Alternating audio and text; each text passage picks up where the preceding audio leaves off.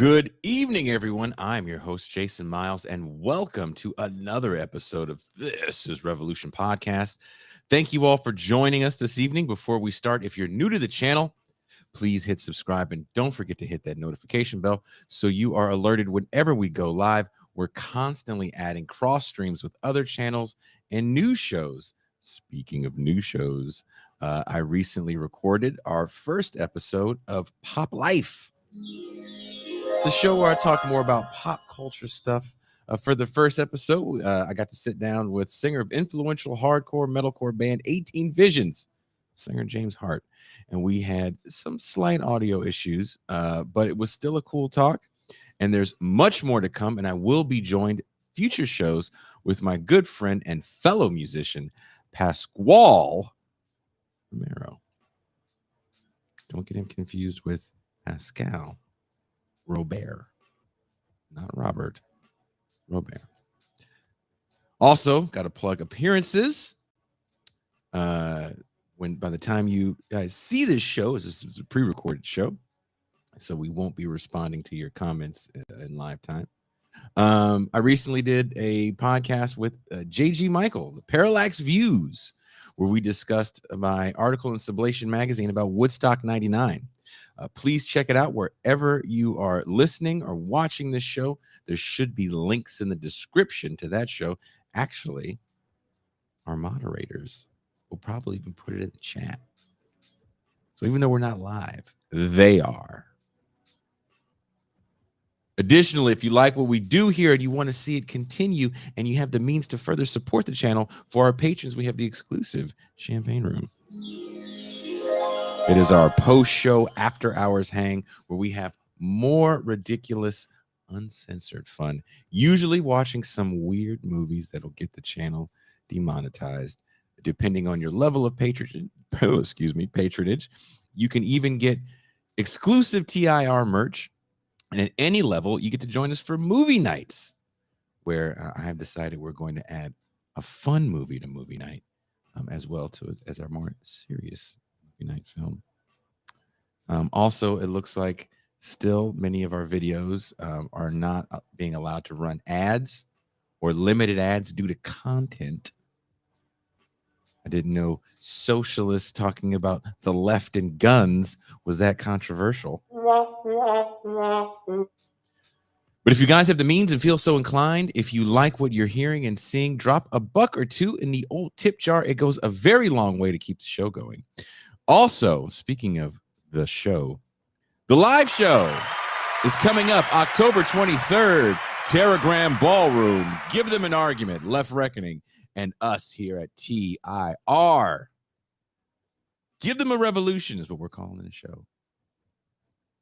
Wherever you are listening or watching the show, there are links in the description to get your tickets. There's still some VIP tickets left where you can hang out with the gang before the show. We got some special guests. Of course, Sean King, a.k.a. Derek Varn, is going to be there.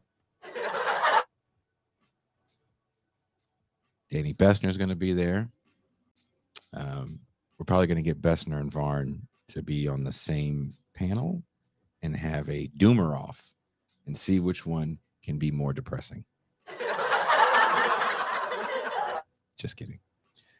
All that out of the way, let me bring in the man who you guys were really here to see. He is the man of the Mau Mau Hour. He is my co-host, my homie, my dog, the Tyler to my Perry. He is the Pascal Robert.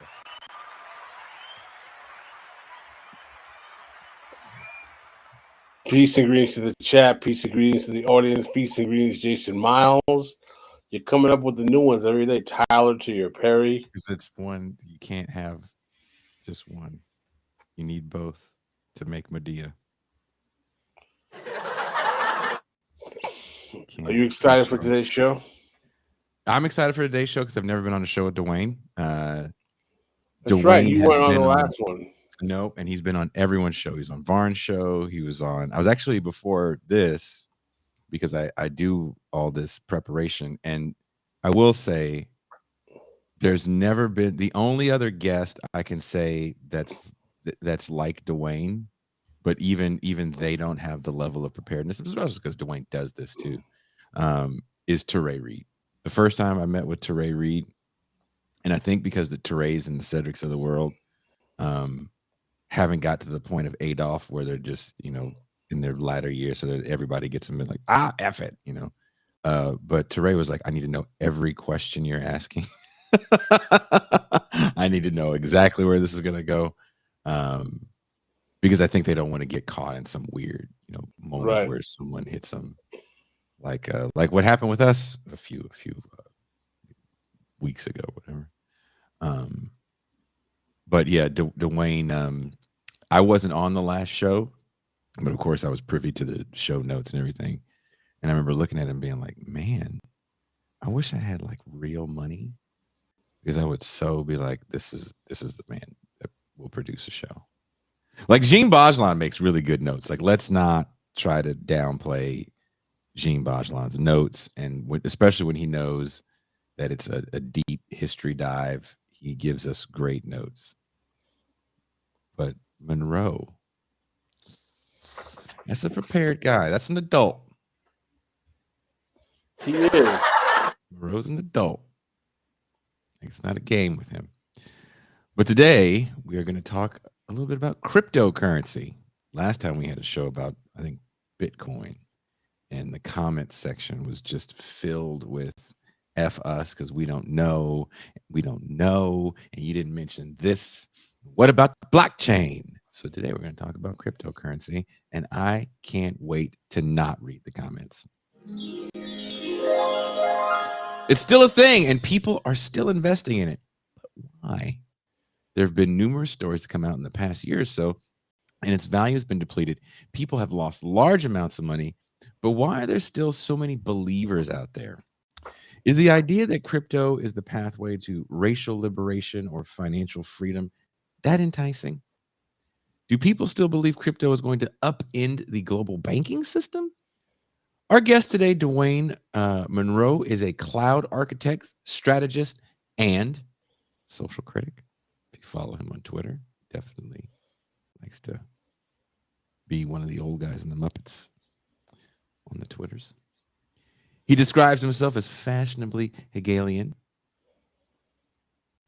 and he is developing a materialist approach to the tech industry and writing about supercomputers, AIs, and the metaverse, and techno skepticism.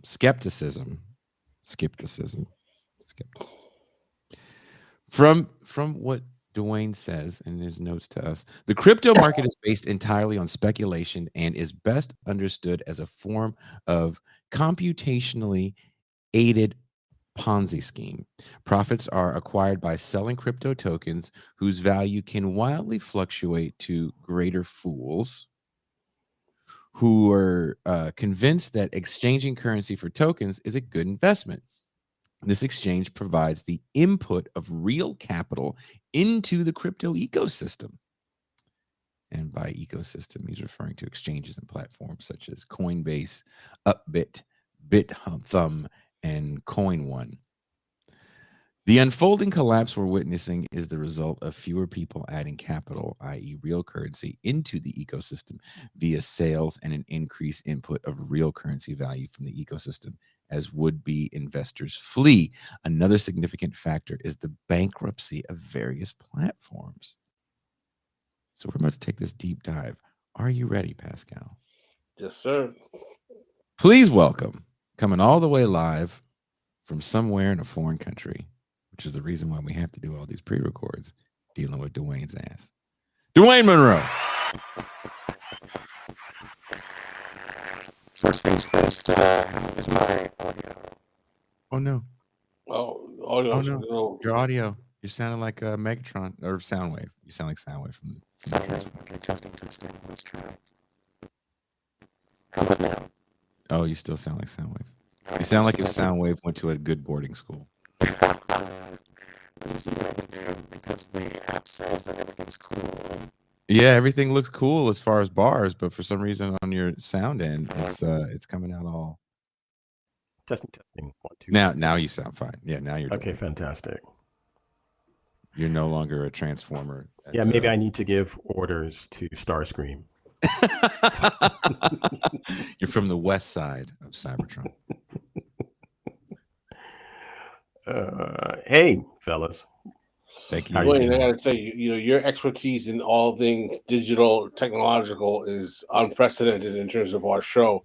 The last time you were here, you really broke down a lot of the hype around AI, the metaverse, all of this blockchain, and you really gave it a very kind of clear delineation in terms of separating the wheat from the chase and letting us know what's what.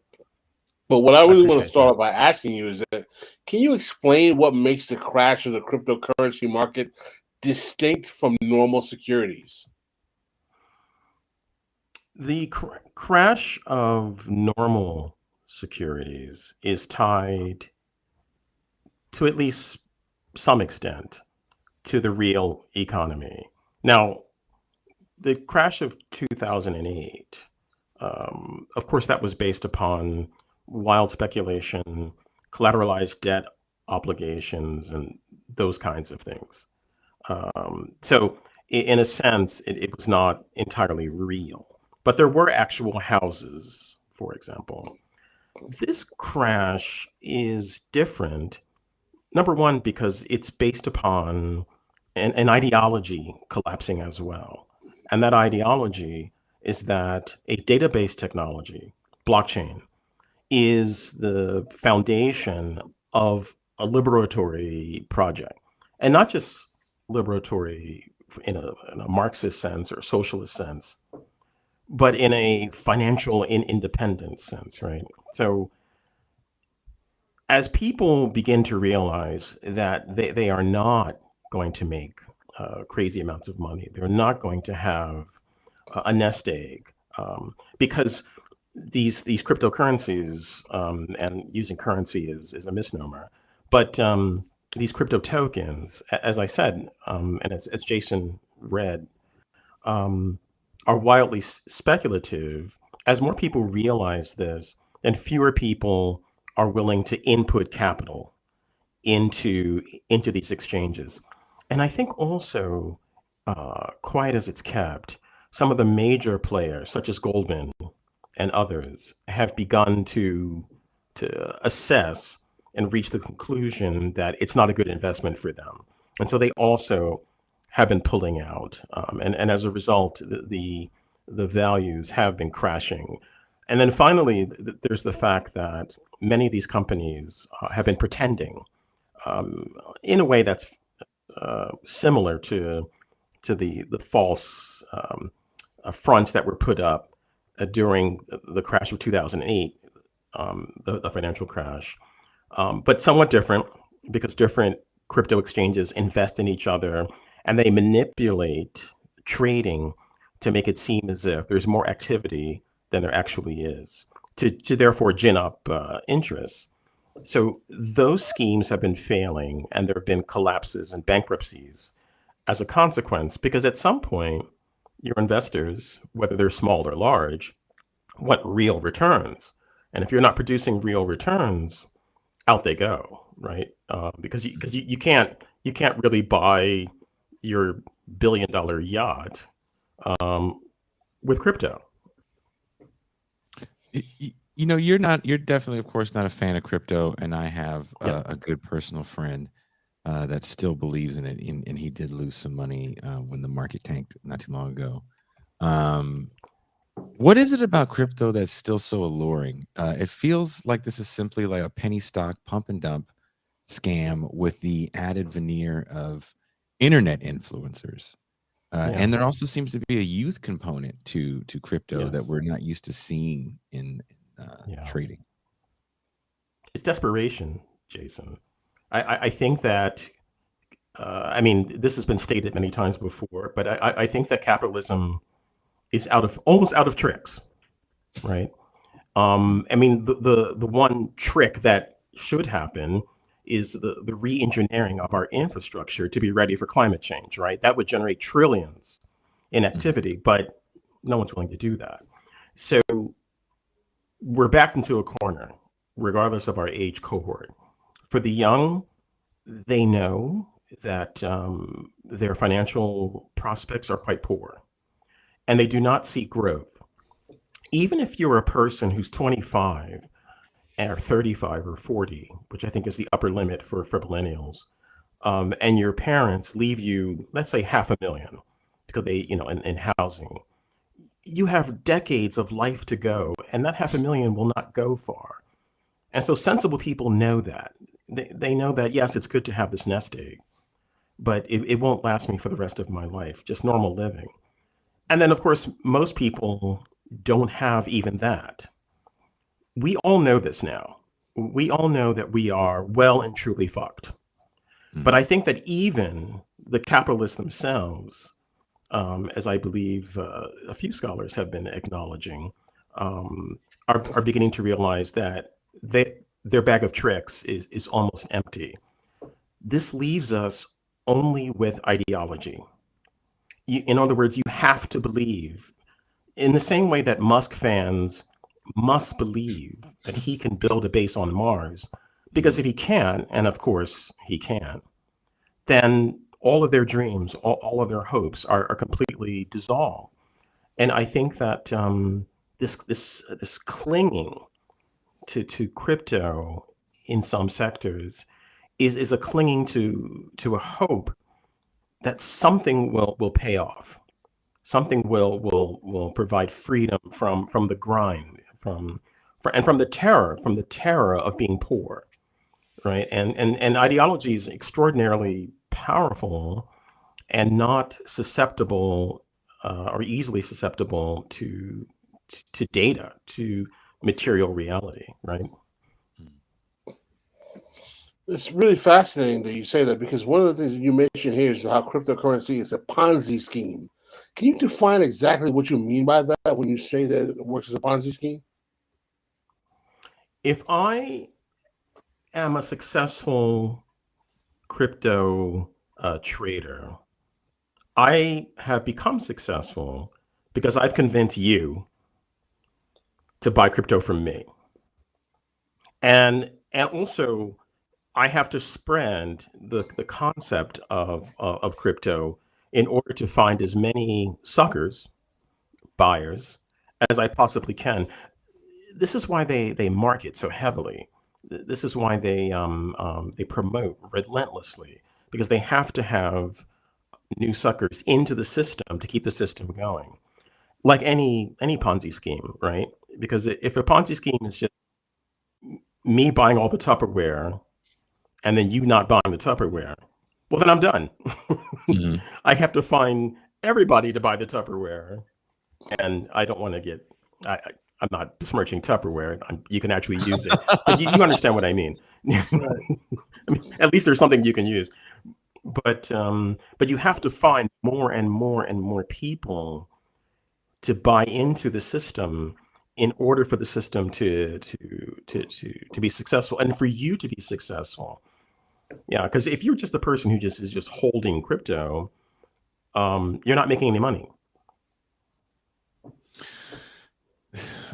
I mean, Ponzi scheme, it almost sounds like multi-level marketing from some of the things that I've seen. That's good. Yes, I think so. That's also a very good description. Yeah.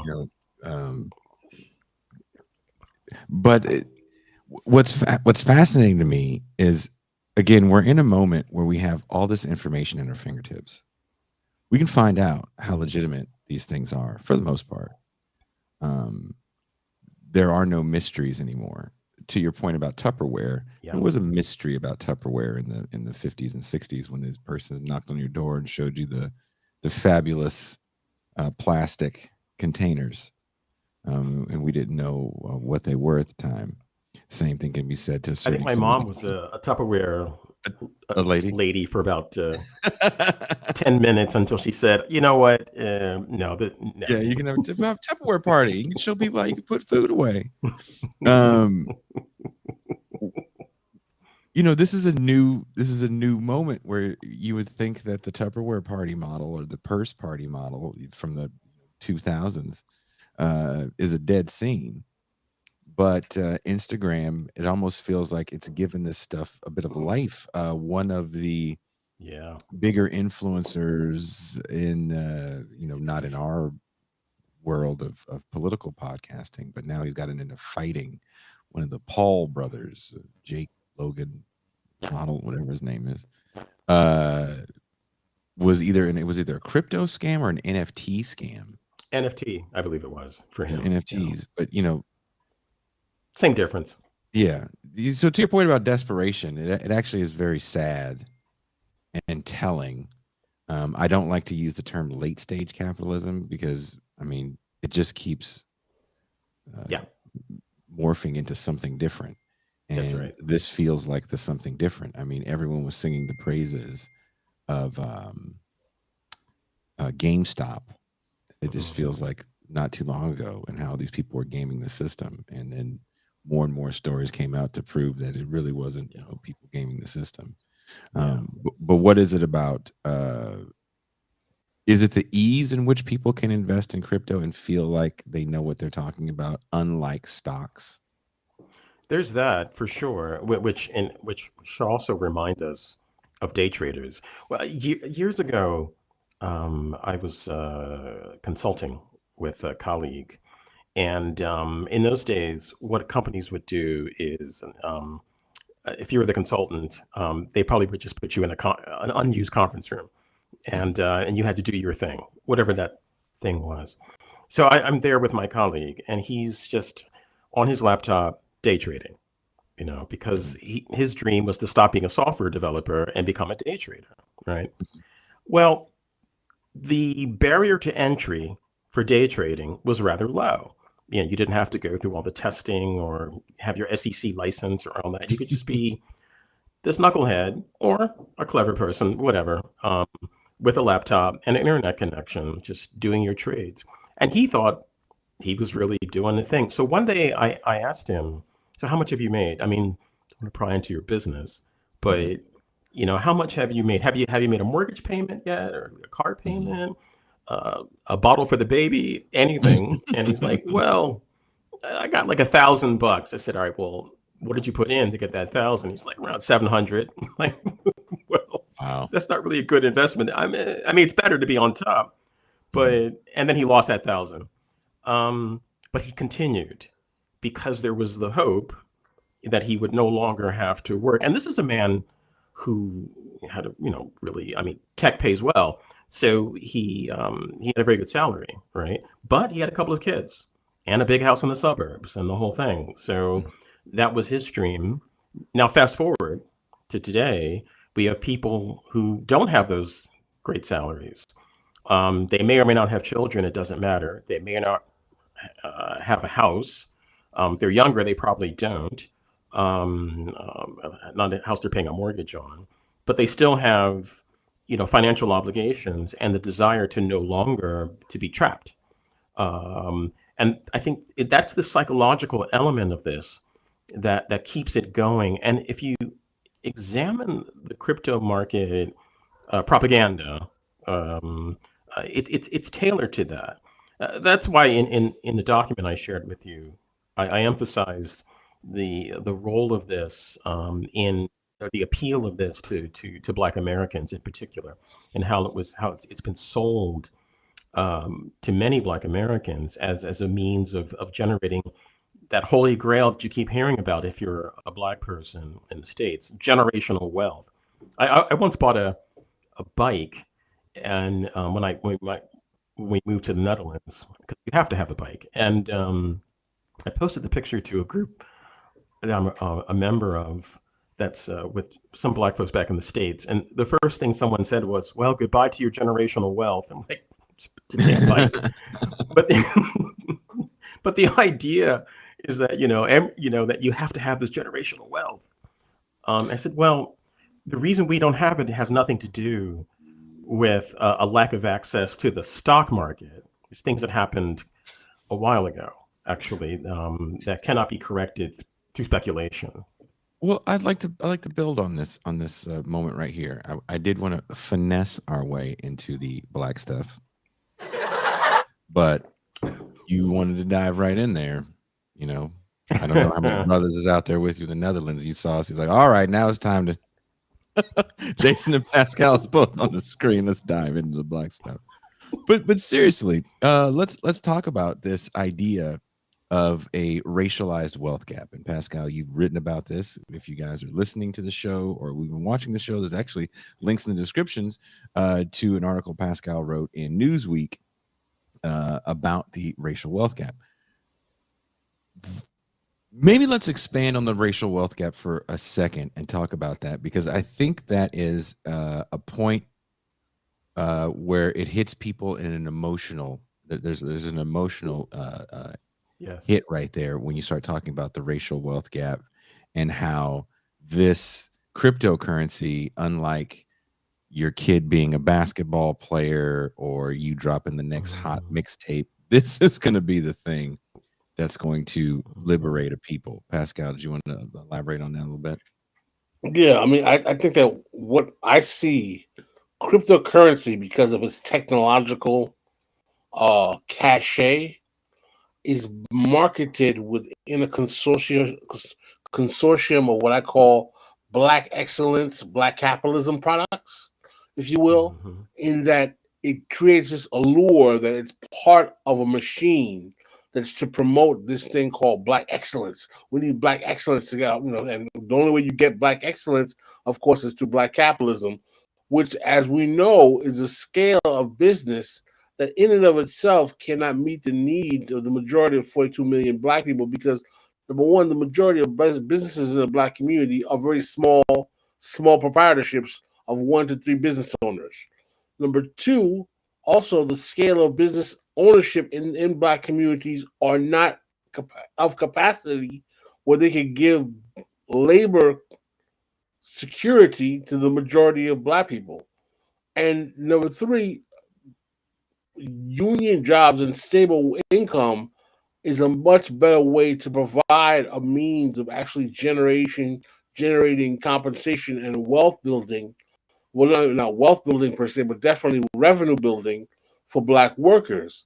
But at the same time, what we find is that because there's always been this attempt to replicate this capitalist-based model in black spaces, to divorce black people away from any kind of wealth redistribution program within themselves, black capitalism raises its head, promoted by entertainers. You see Jay-Z talking about, don't call me a capitalist. That's a slur. But yet at the same time, using lyrics in their songs to promote this kind of lifestyle that leaves black people outside of understanding how they are one of the number one predators of capitalism. And I think that cryptocurrency fits very well as a model in that paradigm.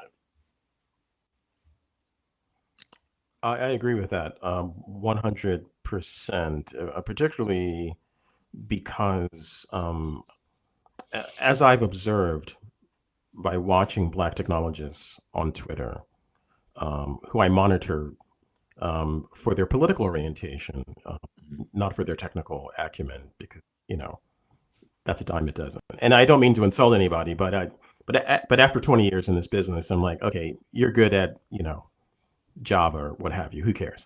The use, the enthusiastic messaging from black techies who were into this to other black Americans, whether they are technologists or not, that this is the way forward, has been rather disturbing, but not surprising for exactly the reasons that Pascal outlined. Because they are true believers, of course, in capitalism as the solution to the world's problems. And people in the tech industry are hyper-capitalists or libertarian, typically in their view. And the closer you are to California and Silicon Valley, the more intense that belief system is. Now, I speak as a former U.S. East Coaster, but I think there's some pretty strong evidence to support that assertion. Are you saying you're throwing that caveat out there because you're trying to reignite the East Coast West Coast beef? Is what you're saying? Let me tell Because you you, and can I tell you just Pascal. as an aside, Uh-huh. Mhm. since moving to the Netherlands, right, Mhm. I have met more Silicon Valley people than I had known previously. And one day we have to do a separate show just on that cohort. It's well, there's a term. So I worked on more of the marketing end, or with the marketing end, of Silicon Valley, which is, every world is very different. Sales is extremely different Yeah. from marketing, which is extremely different from, guys that code. They even live in different areas of San Francisco. It's so funny. But that being said, there is a term that becomes infectious, uh, and part of the lexicon, especially in people pitching, and the way, and I think it's changed the way that we think, actually, about not just capitalism but the world, and that word is disruption. Right? Yes. Uber is to be the disruptor to the taxi industry. DoorDash and all these other, food delivery sites are going to be the disruptor to, pizza delivery and whatever else you Yes. have. And crypto, to me, is being still looked at as a disruptor That's right. to banking, which cross political ideological lines. If you are, an avowed hammer and sickle socialist Mm-hmm. to your Rand Paul libertarian, Mm-hmm. you probably are not a fan of the banking system. That's right. So to be a disruptor, I think, is extremely enticing, and Yes. it almost can feel radical in a certain sense. Yes. And in Yes. reading your notes and then reading, the articles that you linked in the notes, that was like the first thing that came to my mind, was just remembering being at, like, developers conferences and hearing everyone's pitches. And no one is trying to Mm-hmm. see the world a different way. Yes. It's just, can I do a thing that makes it easier to do something that already exists and disrupt the Right. market? I mean, Like Amazon is one of, mattresses. yeah, you got a mattress, but not like this. It's literally just like the one you have, Right. but my Right. company is a tech company that makes mattresses, so it's not necessarily a tech company. Yeah. WeWork. Exactly. WeWork is another perfect example of, we're going to Yes. disrupt the way people do business. How? By owning buildings? Like, that is it. But you're spot on. You're spot on that the value proposition, or the fantasy value proposition of crypto, is that it's going to, quote unquote, disrupt the financial industry. And there was a study done, about a year or so ago, that showed that one of the major investors in crypto was Goldman Sachs, and other, major entities within the well-established traditional financial industry. And so when I would point this out to people, they would say, well, that's not important because they'll be overwhelmed by our disruption.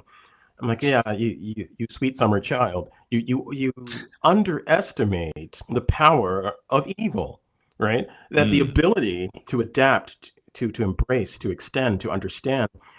Don't you think that these guys have hired a bunch of, overeager kids to just analyze this stuff 24/7? Don't you mm, think that they can't understand, this market? And also, uh, at the basis of crypto, at the technological level, is the calculation of value, and also the movement of tokens via, the so-called blockchain, right? And that requires computation, and computation requires money and power, right? Both electrical and political and financial. And although the promise of crypto is that any one of us could add, to the blockchain from our laptop, the reality is that since, measures such as proof of work, for example, or proof of stake, which are ways of actually calculating value and also acquiring tokens from within the system. That requires a tremendous amount of computational power that you need money. And money means power, power that you and I don't have. So there's just a material reality to this that many people, well, the diehards are very, very resistant to understanding. And so we seg from the range of materiality to the realms of psychoanalysis and other fields that I'm not an expert in. But we're no longer talking about people's rational responses to things. We're talking about other things. Do you think it's part of it is that Jason touched on it when he talked about how part of it is like there's a rebellious quality, like almost a revolutionary kind of like we're doing something that the status quo doesn't like kind of aspect to it. Because I've heard people say, literally, Black people in crypto, that we need to do this because this is the way we're going to get back the wealth that they took from us because they can't control this. I'm like, what are you talking about? That's right. They can't control it. They can't control servers in a room. What's funny about that, Dwayne, is yesterday, 20 minutes, Pascal, 20 minutes before the show starts, I can't get online. Why can't I get online? Like I was telling you before we started recording, the entire internet for the entire state of Baja, which is larger than California, was out for an undisclosed amount of time. And luckily, my phone worked. But there were people that were, certain phone companies were out at the same time.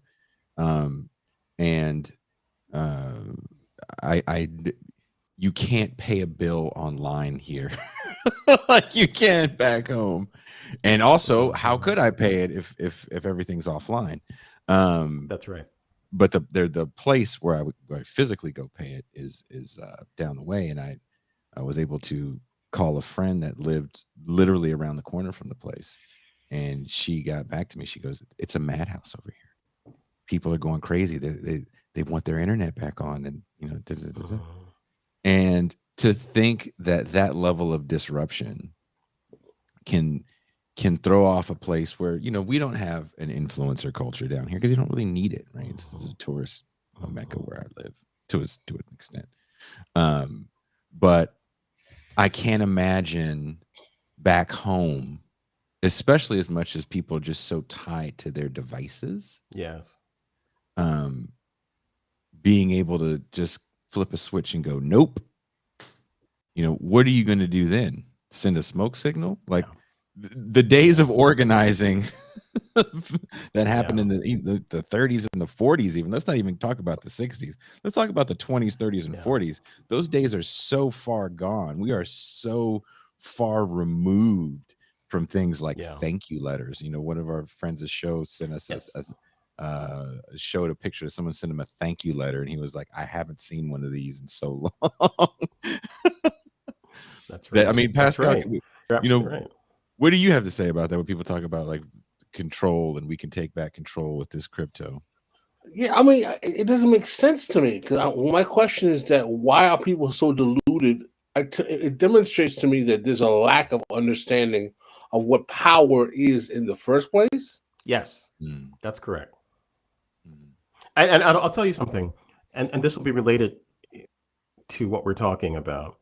So on Twitter, which I've learned to use as a kind of data gathering tool, because I'm a little sinister that way.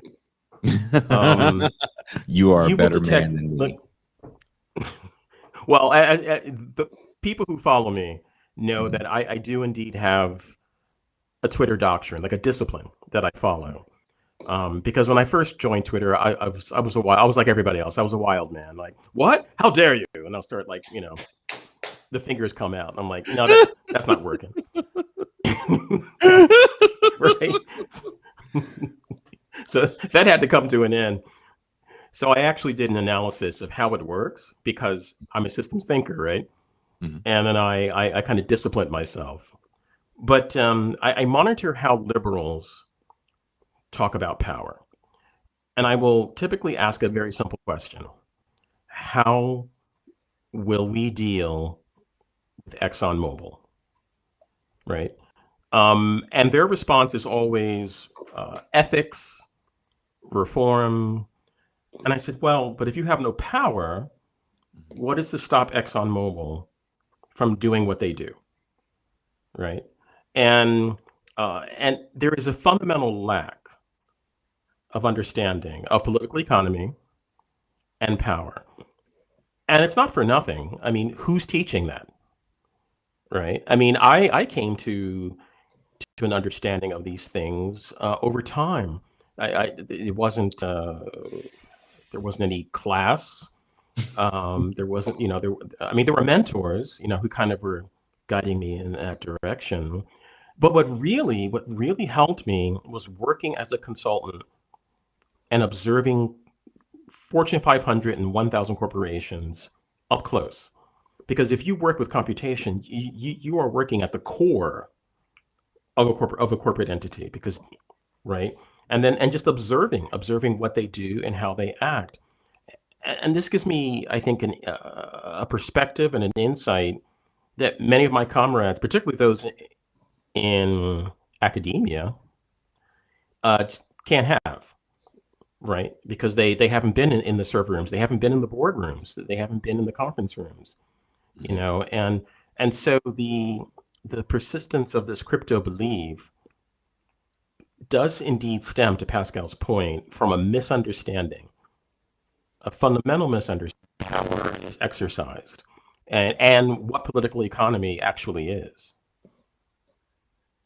It's kind of frightening. One of the things that you mentioned in your article is that how certain constellations of crypto providers basically come together like almost like pyramids, Yes. and as a result have subsequently collapsed, but have not yet necessarily reported to their investors that they have actually they are falling apart. Can you go into that? I was reading it and I was just totally, I was like, how is that even possible? That these people are allowed to get away with falling apart and not being charged by Securities Exchange Commission or anyone else? Only now has the SEC turned its attention to this. I think that for a time, at the Fed and here in Europe, I think the European Central Bank and other entities were slow to pay close attention to this, because I think that they believed that they could take advantage of it, use it.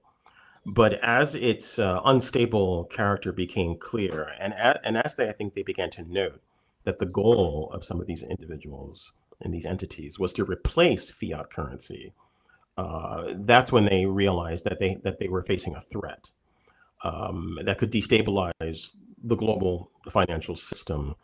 And so only now are they beginning to turn their attention to it. The PRC, Beijing actually realized this early. I think that there was a time when people were able to set up trading data centers, for crypto that do the complex mathematics of blockchain.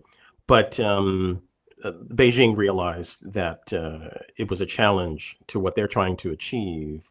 Whether one agrees or not is immaterial. But they realized that and shut it down. I think only now as Washington and Brussels begin to realize that. And there are other political entities around the world, say in Africa and South America, which may or may not have, that understanding yet. But so that's part of the reason why they were able to get away with it, because there was zero oversight. And the oversight has been late in coming. Another reason this happened is that insiders realize that they had a problem, the lack of input of capital, the outflow. And so they had to keep the system running by pretending that things were happening that were not happening, that there was a churn of trades that were not in fact occurring.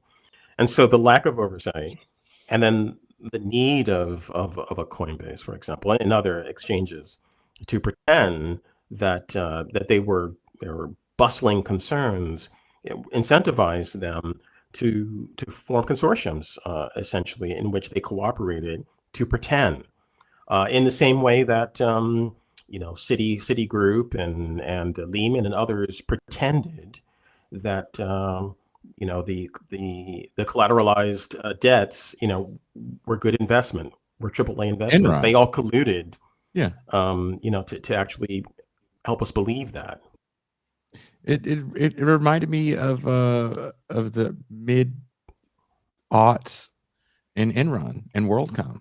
Yes.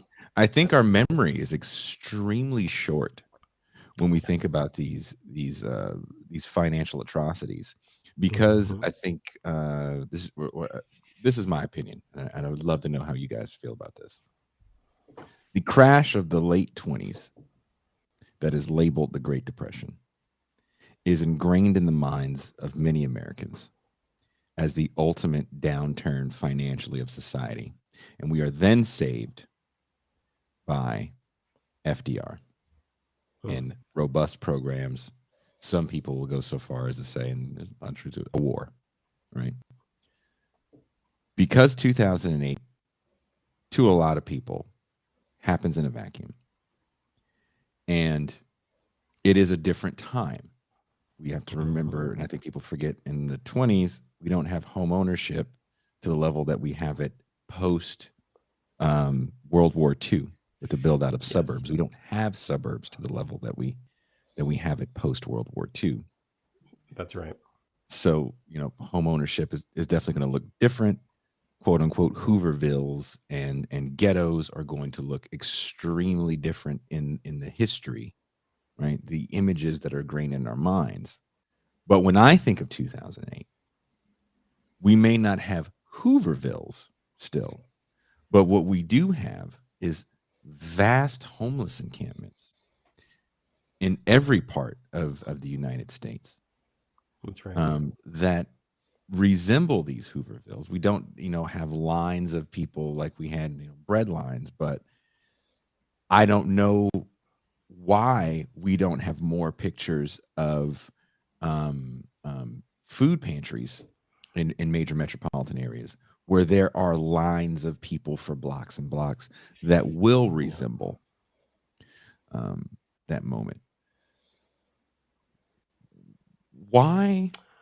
What is it about that we block that 2008 moment out of our minds as a huge turn? We were talking about it last weekend about the end of history. Like, this is a reminder that the end of history thesis was wrong. Let me tell you a story about 2008. Mhm.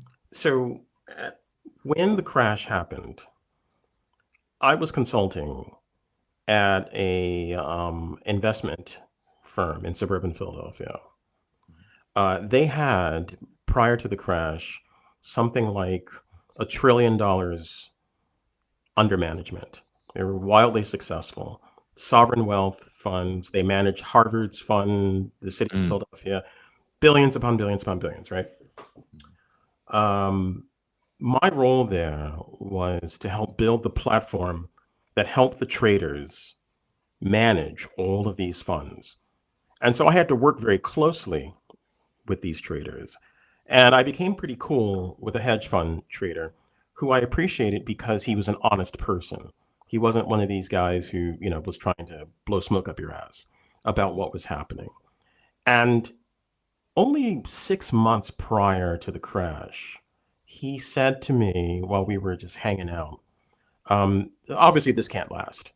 This is all nonsense, because he had seen some of the details of the trances, right? What comprised the collateralized debt obligations and the structured investment vehicles and so forth. Now, at this location, there was a giant board that showed, of course, the status of the market. And when the market crashed, I got to see this in real time. I got to observe it as it happened, all metrics going south, right? And I remember him saying to me, "It's even worse than I thought."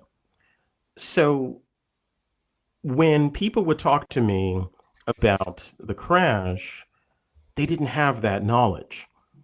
As you said, it seemed to come from nowhere, Mm-hmm. right? Like everything was fine.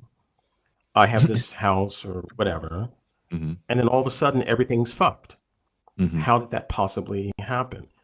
Now, the reactionary explanation was, well, all these poor people got houses they couldn't afford, which is nonsense, of course.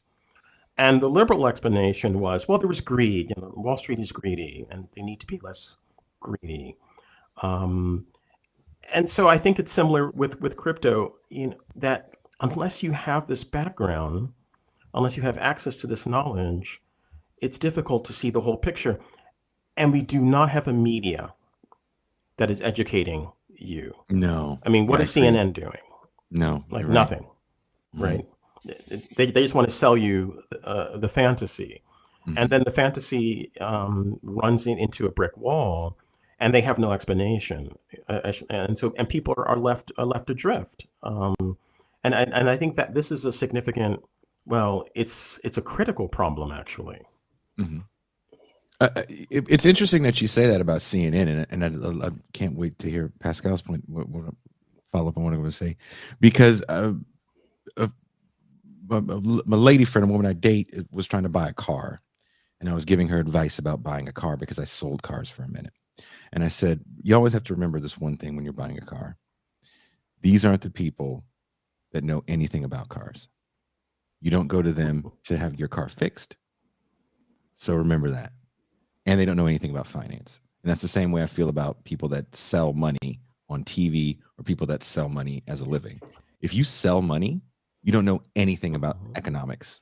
You sell money. Yes, that's right. So don't listen to what these people have to say about good and bad investments, because go ahead, Pascal. No, I mean, you guys are really getting on something that's really important.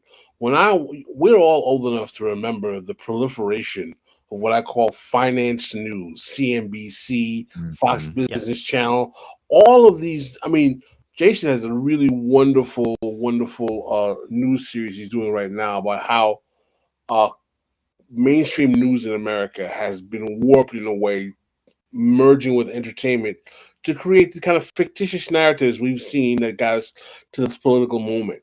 I think that you can make the same argument in terms of financial services news. These guys are some of the biggest hustlers, and there's no challenge to their narrative. When you watch these guys on CNBC and Fox News and these other news networks, there's no challenging allowed. It's That's all right. about no, the market's going to go up, and don't worry about it. No, don't be a downer. And there's such That's right. absolute charlatans in the way they discuss the market, and there's no real questioning in terms of what is fueling the development of the political economy in this country.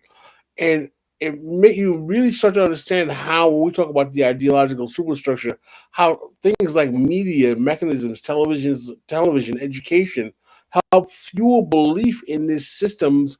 perpetuality that's completely false. This is all based And let's bring on this a house of cards. let's bring this full circle, because earlier Jason's, and I think Pascal, you as well, your question is, why do people continue to believe? It's because the alternative narrative, so to speak, is no better, right? I mean, crypto is a particularly egregious example of grift. I mean, it is a genuine grift. Not everything is, as you've said many times, Jason, but those things that are grifts are Mhm. indeed grifts, and this is one of them. However, if you look to Wall Street, it's not as if you're looking at this paragon of virtue and this marvelous world, right? Mhm. And so people are are literally between a rock and a hard place, right? On this matter, and because the grift is strong, strong, yes, right now with crypto, but it's strong indeed in the so-called normal economy, right? So this is one of the problems we have in actually communicating communicating what the problem is. And I've encountered this on Twitter with some of the techies, because they'll say, well, the Wall Street's corrupt. And I say, yes, it is. But this is more corrupt. Yeah, like so. Now I'm getting I'm getting a notice from my producer, which is what I call my wife, But that we've hit the hour mark. we've hit we're right on the hour mark. I do want to thank you very much, Dwayne, for joining us today. This conversation can probably keep going. I definitely want to examine this idea that I'm going to send you a trailer for the new video essay where we're living in Please a do. because I do agree with Pascal that part of this media's entertainment does get into the financial sector, and I definitely think there's a propaganda arm of that with things like Wolf of Wall Street and all these movies, even though there's trying to be like, oh, well, don't just it ends up being just don't be greedy. You can have everything you want, just don't be greedy. But that's the liberals' answer to everything, which is ethics. Ethics. Don't be greedy. Don't be greedy, and everything's fine.